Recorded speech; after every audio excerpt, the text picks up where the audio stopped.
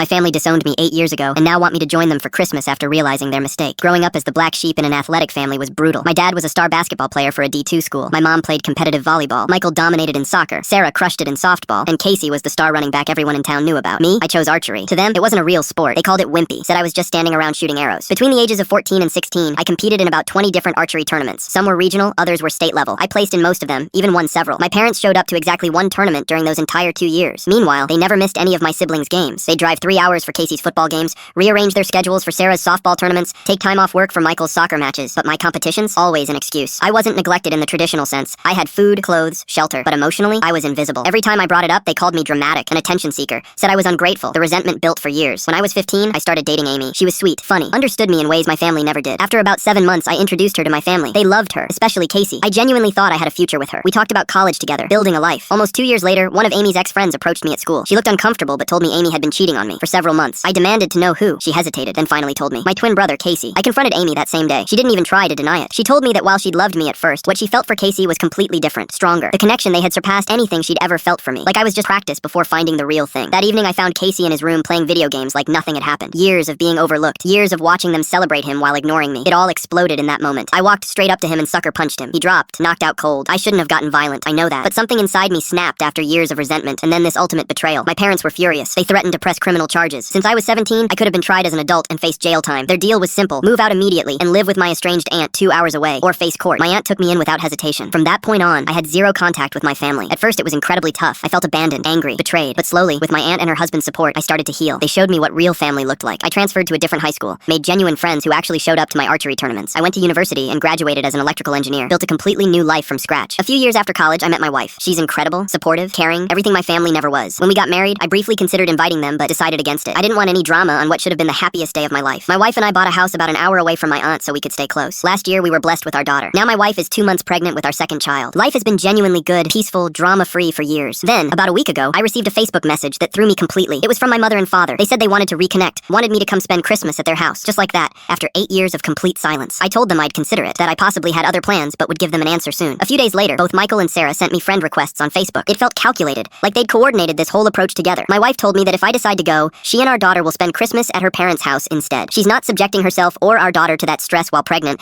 and I completely support her decision. I'm torn. Part of me wonders if they genuinely feel bad. Maybe they've had 8 years to reflect, to realize how badly they treated me growing up. Maybe they want to apologize and actually make things right after all this time. But another part of me, the part that remembers being ignored for years, that remembers being shipped off after my own brother betrayed me in the worst way, thinks this might be a setup. What if I show up and they expect me to apologize to Casey? What if they want me to say I was wrong for punching him, wrong for being angry? What if they're not actually sorry at all and just want to clear their own guilt? Should I go?